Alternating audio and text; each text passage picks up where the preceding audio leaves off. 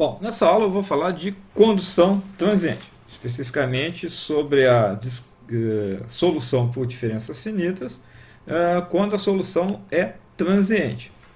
Tá? É a segunda parte dessa apresentação sobre diferenças finitas. Tá?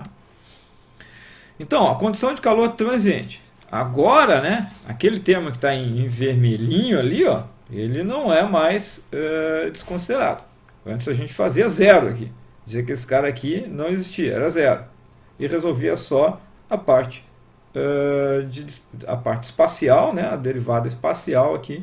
Então só tinha discretização espacial. Então temos uma solução agora para cada intervalo de tempo. Então eu vou integrar isso aqui no tempo. Tempo 0, tempo 1, tempo 2, tempo 3.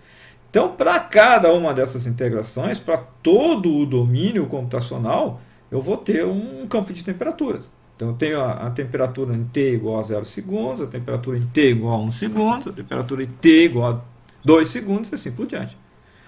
Então eu vou armazenar muito mais informação. Inclusive tem que tomar cuidado com esse armazenamento para não entupir a máquina lá. Né? Tem que armazenar só aquilo que eu realmente vou precisar. Porque às vezes você está falando em milhões de elementos, imagina a cada 1 vezes 10 na menos 3 segundos você guardar essa informação. Aí você vai ficar maluco. O que a gente faz, a gente usa essa informação, né, para ir integrando, mas você vai salvando a cada 1 segundo, 10 segundos, dependendo lá da tua solução. Tá? E obviamente isso aí vai implicar um maior tempo de processamento. Antes eu tinha integração só em x e y, agora eu tenho também integração no tempo. Então vai demorar mais a solução. Essa equação aqui é a nossa primeira lei da termodinâmica. Vocês já viram lá comigo mesmo em termodinâmica e devem ter trabalhado mais ou menos no formato que é o de interesse para essa disciplina em transferência de calor com Elisalto. Tá? A forma de utilizar essa equação aqui é a forma de transferência de calor. Então o que eu tenho aqui? Ó? Eu tenho calor transferido para o elemento de volume em todas as faces, mais um calor que é gerado aqui. Isso tem que ser igual à variação de energia dentro desse volume desse elemento de volume com o tempo. A velha amiga de vocês, eu costumo brincar, ou inimiga de vocês, né? Que vocês têm aí que ser tá familiarizado com ela. Essa equação, né? Bom, aqui repetindo um pouquinho, né? Eu acho que daqui para cima, né? Essa parte aqui toda, a gente já viu, foi na parte de discretização em regime permanente. E o que tem de novo é essa equação aqui. A equação de baixo aqui, a equação, esse termo, na verdade, né, que é conta pela variação de energia com o tempo dentro do volume de controle. Então, nada mais é do que a massa vezes o Cp ΔT sobre ΔT, onde o ΔT de cima é a temperatura, o ΔT de baixo é o tempo. E vai acrescentar numa parcela aqui, ó. Estou tentando riscar aqui, ó. Essa é a parcela nova que não tinha na equação anterior. Tá? Que ela tem a ver agora não com as faces, né? A discretização espacial, a gente vê o que está acontecendo quando cruza a face do volume de controle. E a discretização no tempo, ela tem a ver com o volume de controle como um todo. Por isso que ela é multiplicado pela face. Aqui a gente multiplica pela área. A discretização no tempo a gente multiplica pelo volume. No caso unidimensional aqui, né, que é o caso mais simples e que a gente começa a trabalhar, aquela mesma equação, né, do lado esquerdo a discretização espacial, na verdade eu fiz aquela soma desses calores aqui, mais a energia gerada é igual à variação da energia no tempo. Essa equação aqui é esses termos aqui todos organizados, nada mais é do que isso. E aí eu criei uma constante aqui que eu chamei de tal, né? No próximo slide vocês já vão entender por que é tal, né? Lembra de tempo, que é isso aqui que apareceu agora multiplicando a variação de temperatura com o tempo. O izinho aqui, ó, indica o passo de integração. Então, sei lá, o i igual a 0 seria o início da solução, o i mais 1 seria a primeira integração da solução. Certo? Essa constante aqui é um alfa, que nada mais é do que a difusividade térmica, o caso do ρ Cp, vezes ΔT sobre ΔX. Notem que esse termo aqui é bem interessante, bem importante, porque ele tem informação do fluido, ele tem informação da integração temporal, que é o ΔT, e informação da integração, ou da discretização espacial, que é o ΔX, no caso aqui, ao quadrado.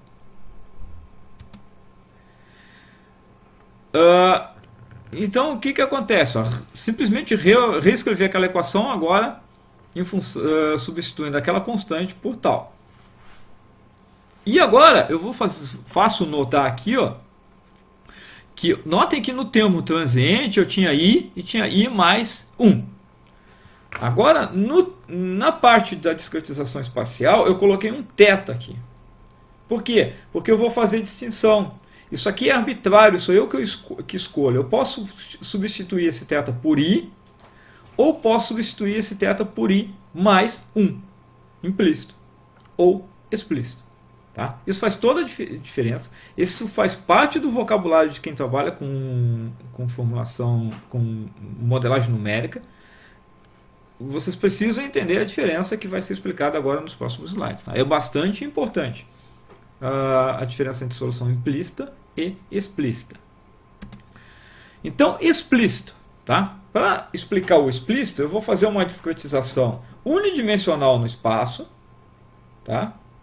Que é aqui na direção x. Então, o elemento que eu estou analisando, ou um nó que eu estou analisando é o m, aí tem um nó à direita, m mais 1, tem um nó à esquerda, m menos 1. Tá? E uma discretização no tempo, que eu estou representando ela aqui esquematicamente na direção y. Então, aqui é o tempo t, e aqui passou ΔT, né? T mais ΔT. Notem que espacialmente são os mesmos pontos, né? M menos 1, M mais 1. Só que agora eles estão no tempo I mais 1. E a solução explícita, ou no explícito, o que eu faço? Olha, olhando aqui para a equação, notem que o que é verdinho é conhecido. Imagina que eu estou iniciando a minha solução. Então, o I é igual à condição inicial, onde todas as temperaturas são conhecidas. Então, tudo que é verdinho, todas essas temperaturas que têm um índice verdinho, elas são conhecidas. A única temperatura que eu não conheço é essa que tem um índice azul. Então, na solução explícita, eu posso explicitar a temperatura do nó onde eu quero calcular, né? Eu sempre quero calcular a temperatura desse nó aqui no próximo passo de tempo, tá? E simplesmente explicitar e calcular ela. Então é fácil de calcular. Ela não vai resultar num sistema de equações. Ela vai resultar simplesmente num conjunto de equações. Então eu calculei tudo em função do que já existia. Isso é a solução explícita. No implícito. No implícito é o seguinte. Em vez de fazer aquele θ igual a I, verdinho, que eu conhecia, eu faço ele I mais 1. Então, esses carinhas aqui que estão na volta, né, do que eu quero calcular o M. Né, a temperatura no M aqui. Né, vamos limpar esse negócio aqui. Eu quero calcular a temperatura no M. Para calcular a temperatura no M, eu não vou usar mais o que eu já conhecia. Eu vou usar os vizinhos. Então, na verdade, eu estou acoplando as coisas. Eu estou fazendo uma solução implícita em que, para calcular a temperatura em I mais 1 no ponto M, eu preciso da temperatura em I mais 1 no ponto M menos 1 e I mais 1 no ponto M mais 1. Coisas que eu não conheço. Então, o que vai acontecer? Isso vai resultar num sistema de equações. Eu não consigo mais resolver essa equação sozinha. Eu vou ter que escrever para cada elemento da malha uma equação como essa aqui. E aí, resolvendo todas essas juntas, eu consigo a solução do problema. Claro, porque todos esses carinhas aqui são... é um elemento da malha. Se eu tiver uma equação para cada um desses caras, no final eu vou ter um número de equações igual ao número de incógnitas. Então eu consigo resolver um sistema. O único cara aqui que é verdinho, que é conhecido, é o T da temperatura, da discretização temporal. Esse não tem jeito, esse é a informação do que estava acontecendo anteriormente. Então eu pego ele daqui e esse aqui continua sendo conhecido. Então é mais uma facilidade aí. Certo? Então essa é a solução explícita. Condição explícita. Tem uma outra possibilidade, tá? Também chamada de implícito. Desculpa, no anterior, esse aqui é o implícito. Tá? Eu falei explícito, isso aqui é o implícito. Tá? A outra condição, também chamada de implícito, é que eu faço a discretização não simplesmente utilizando esses carinhas aqui, os na mesma condição temporal. Tá? Eu uso também quem estava na condição anterior. E eu faço um balanço ainda aqui entre o que existia e o que existe agora. Não vou entrar em detalhes aqui nesse curso em particular, mas só para vocês terem noção de que existe sim uma outra possibilidade de incluir todos os pontos na discretização. Isso no implícito. Bom, a solução explícita, ela gera um conjunto de equações. Ó. Tá? A única incógnita que eu tenho é esse carinha aqui, a temperatura do ponto M no tempo T mais delta T, e a gente representa com índice aqui I mais 1. O resto tudo é conhecido. Isso é uma facilidade, porque é só resolver essa equação, não tem que resolver um sistema de equações. Por outro lado, essa solução é bastante instável. E se eu não respeitar essa condição de positividade dos coeficientes, provavelmente eu não vou ter uma solução, ou eu vou ter uma solução muito errada, uma solução que não representa a realidade, não representa o fenômeno físico. Tá? Então eu tenho que me preocupar em tentar manter, quando eu for fazer a discretização, tentar manter esses coeficientes positivos aqui. No caso aqui, ó, o tal vai ser sempre positivo, né? Uma propriedade física, ΔT, ΔX, vai ser sempre positivo. Então esses carinhas aqui vão ser positivos. Aqui eu botei 1 por quê? Porque eu isolei esse termo aqui, então aqui eu vou ter 1, vai ser positivo também. O problema é nesse termo aqui, ó, que multiplica a temperatura no ponto M, né, no ponto que eu estou querendo calcular agora no instante I mais 1, no passo de tempo anterior. Então esse cara aqui pode sim dar negativo, e se esse cara der negativo, aí a gente vai ter problemas. Tá? A solução vai divergir, provavelmente, ela começa a oscilar, e se você obter a solução, provavelmente ela vai estar bastante diferente do que seria a solução correta do problema. Tá? Isso é uma condição física, dá para provar lá. Eu vou falar rapidamente aqui, ó, tem um esqueminha aqui, nesse canto aqui, ó, dos slides aqui, ó. Então se eu tenho uma condição aqui no instante I aqui, em que eu tenho duas temperaturas 50, os vizinhos estão a 50 graus e o ponto que eu quero calcular está a 80, na próxima iteração, o que vai acontecer? Ou todo mundo vai aumentar a temperatura, será o do meio que vai passar para 90 e esses aqui, os vizinhos, para 60, ou todo mundo vai baixar a temperatura, né? O do meio vai baixar para 70 e esses aqui para 40, ou de repente isso aqui vão ficar por 50, esse aqui 70, 60, alguma coisa aqui no meio, tá? Mas não vai acontecer isso aqui, né? Isso aqui é improvável, isso aqui não vai acontecer, do que da temperatura do centro baixar mais do que os seus vizinhos. Só se a discretização for muito grosseira, você tiver outras coisas envolvendo. Então isso aqui vai de encontro, né, ao que se espera num problema, nesse caso aqui inclusive de condução de calor, mas num problema térmico. De uma forma geral isso não vai acontecer. E matematicamente, para mim garantir que isso aqui não aconteça, né, eu preciso manter a positividade dos coeficientes. Então isso é bastante importante. Eu vou voltar a falar sobre isso quando a gente estiver falando de volumes finitos lá, né?